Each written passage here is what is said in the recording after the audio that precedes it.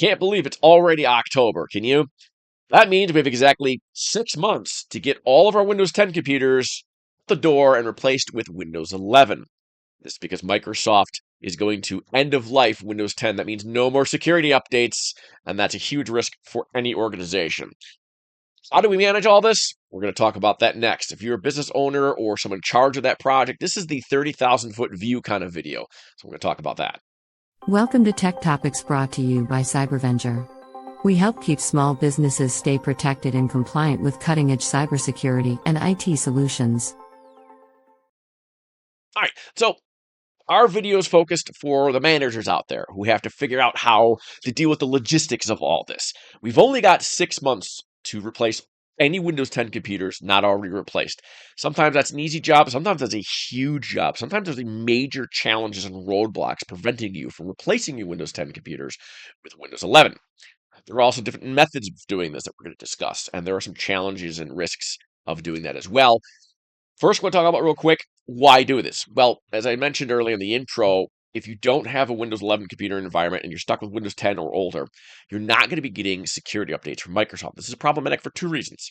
The first reason is, rubber meets the road, you're not going to be protected from the latest security breaches.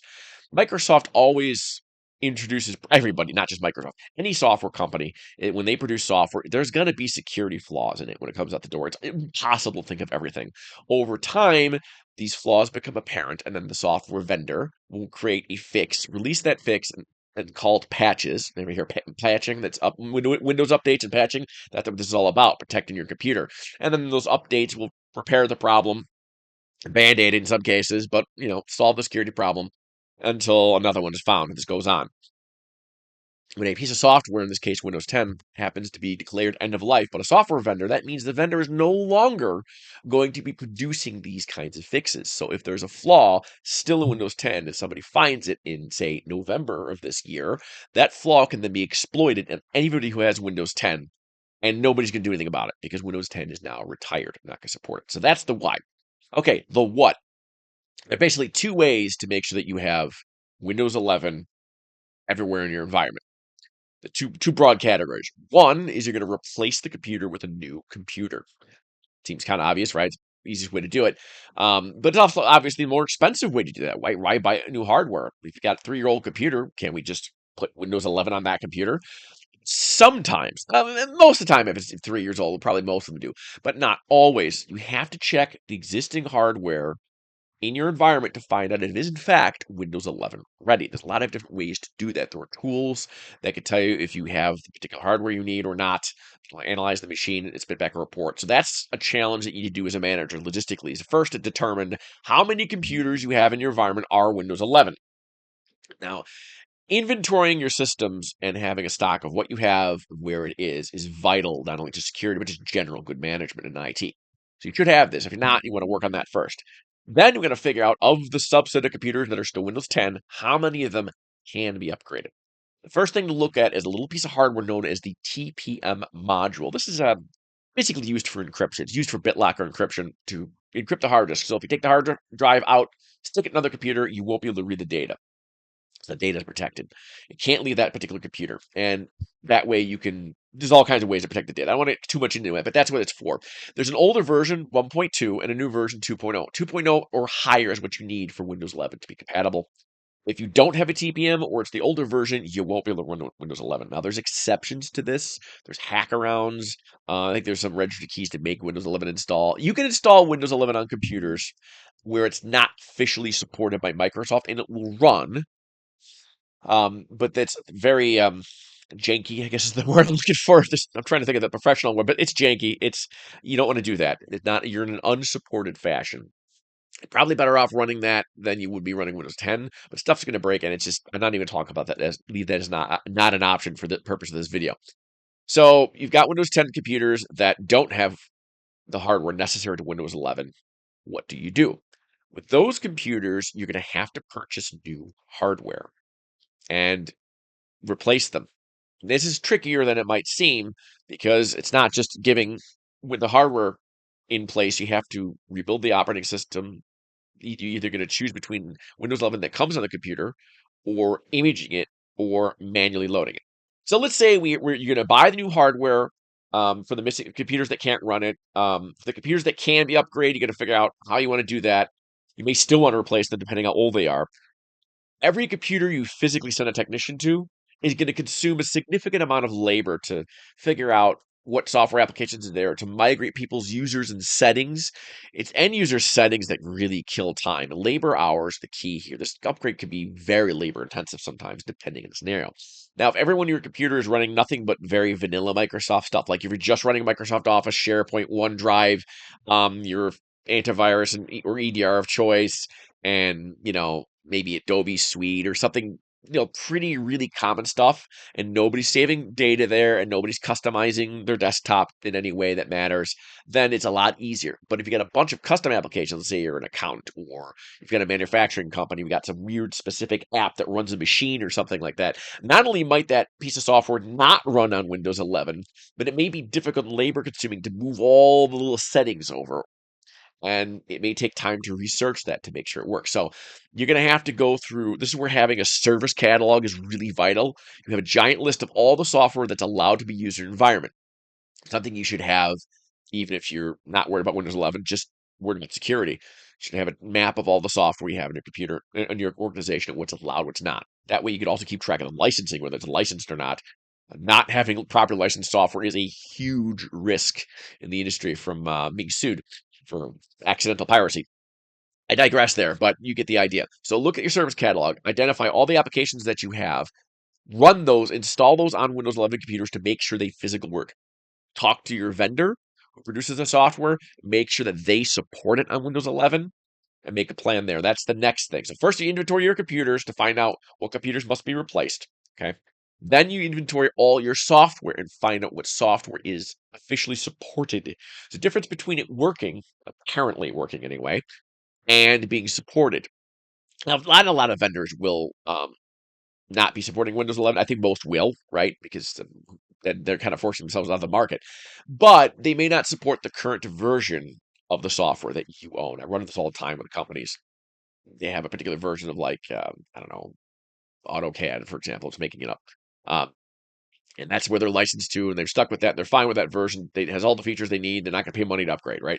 But this version only is supported on Windows 10 and won't run on Windows 11. So now you have to upgrade other soft. So the Windows 10 upgrade might force your organization to have to upgrade other applications. Any line of business application that you're running, maybe you're running some kind of system of record if you're a data collections company, or collections agency. And if our RMAI members watching this, if you got Latitude or something, make sure your version of Latitude supports Windows 11. Um, it goes on and on. I can't really give an exhaustive list of software, but if you have your service catalog, you have an exhaustive list of software. Work on that, and that's where that kind of management organization, the following those security or compliance standards, really helps you when you're trying to do a rollout like this. Doing your homework ahead of time helps. So you take that, make sure it runs. So you've got your hardware now. Now you've got your software figured out. Now how do you do the deployment? Some Windows 10 computers can be upgraded. Windows 10 Windows 11 has the capacity to do an in-place upgrade, which is actually really nice because if you could do that, you can save all your applications, all your settings. There's no profile data to migrate. There's no data at all. No application, applications to worry about. All that comes over. Now, in real practice, we've done that for a lot of our customers. We're capable, and we found that the upgrade process works about 9 times out of 10. You kick off the upgrade. We've done this remote for some of our customers. We weren't even there. We used our RMM tool to upgrade batches of computers at a time. And we do the upgrade, come back, reconnect, we check it out, quality control, test it to make sure everything's working the way it's supposed to be, and boom, we're done. And then there's that 1 in 10 computer where it blows up. Blowing up is represented in blue screen of death. Computer won't boot anymore. It's dead. You got to wipe it and reload it. To Yeah, it came back up, but it had to revert itself automatically. The Windows upgrade tool discovered that it crashed and decided to roll itself back for you. So you end up with a working computer, but it's still in Windows 10. It's another scenario. So those are the three scenarios, right? Either it works it fails intelligently where you can recover and people can work on Monday morning, or it fails hard and it requires a technician to drop what they're doing and hurry up and get out there and deal with the problem because now you have an unproductive employee because their computer's down. So you want to plan for that sort of thing. Don't do all your computers at once because God forbid you have half your computers dead all at once on Monday morning and nobody can work. That's a disaster that you manufactured. We want to avoid the disasters that we can prevent, right? So once you have that, the other option to do is not do in-place upgrades, but to do cleanup, do clean wipes and install. So you can physically upgrade in place. You can send a technician out to a computer. They pop in a DVD or a thumb drive with the ISO on it, and they manually wipe the box and reload all applications cleanly. That's the cleanest way. And what I say by clean is there is always the specter of problems down the line when you do an in-place upgrade. I try to avoid those sometimes, but it's a lot of labor hours doing it this way. But if you have certain key systems that can't afford to go down, you may want to do that. You may want to do a clean wipe to know it's clean from scratch.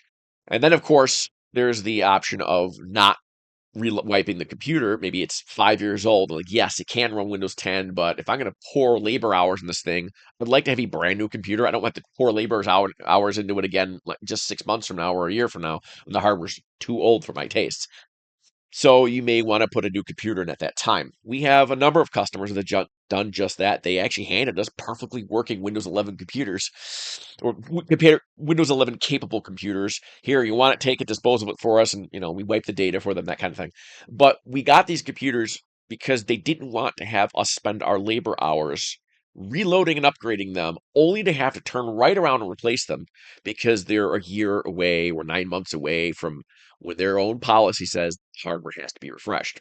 Older hardware tends to break more often. So that's the reason why you may want to replace everything, all your hardware, under, say, pick a dividing line. That may be 3-year-old workstations you keep, and anything older you get rid of. It's up to you. That these are the kind of decisions you're going to have to make. So you're going to have to assess the hardware. How much hardware do you want to replace? How much do you have to replace? What applications will or won't run? Do you have to upgrade your applications? Do you have to buy new license? Set your budget that way. Um, are you going to be deploying clean wiped, wiping your machines completely from scratch, or buying new computers with vanilla Windows on it, installing the applications manually, or are you going to attempt to do in place upgrades? Those other decisions. So finally, now that's a recap of that. Now on the deployment side, if you're doing a clean image, you could do it manually, or you could do it in some automated fashion. There's a lot of what's called imaging tools out there. Imaging is wonderful in labor savings. If you have dozens of computers, let's say you have 50 computers that you need to replace Windows 10, you can have set a golden image of all your applications, all your settings, all your configuration exactly where you need to be. You can have 8 hours worth of technician time poured into configuring a computer exactly where it's supposed to be. And they got 50 more computers just like it. Well, 50 times 80 is a scary number in terms of labor cost, right? But what if you spent the 8 hours on one machine, copied it, just cloned it up, and then deployed that same cloned image to all the remaining 49 computers? That could save you a lot of time. An image might take 20 minutes of engineer time. And rebuilding that golden image might take 8 hours.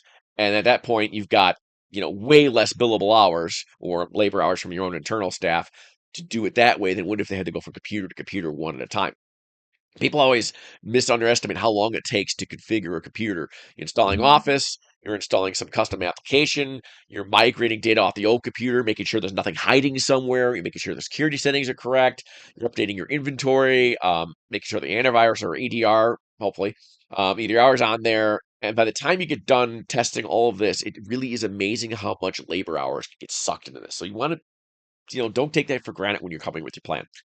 I spent a lot of details in here, and there's a lot more I could pour into this video, but I don't want to go too long. We, of course, would be happy to walk people through this planning process. Shout out to us what we do. Shameless self promotion there. But there's also other videos that we have that breaks these topics down. These topics down to more detail and the more focused topics, especially when it comes down to imaging. We have a couple of videos already done in imaging, how to handle that, and we're going to be adding more to that to help people manage it. So that is kind of the Windows 11 behemoth in a nutshell, those all of our steps. So just to recap and review, you're going to have to address your hardware. What machines must you replace? What machines should you replace? And what machines are you going to rebuild? Of the machines you're going to rebuild, and even of the new machines, how are you going to do that? Are you going to do manual configuration, imaging, or a mix where some computers must be manually configured because they're unique, too many unique applications, and maybe 80% of them can be imaged? Those are the kinds of conversations you have to have there. And then finally, your existing software that's going on those computers, is it up to date enough to support Windows 11? And how does that affect your budget? So that's the short version of overall process for Windows 11. 6 months, not a lot of time. Boy, does it go fast. Thanks for watching this video, and I hope you check out the rest of our videos regarding Windows 11, and look to see you there. Thanks for watching. We hope this video has provided valuable information to you. Be sure to share this video with other small business owners to spread the word about the importance of cybersecurity. As always, don't forget to like and subscribe for more videos like this. If you want more information about cybersecurity, visit us at www.cybervenger.com.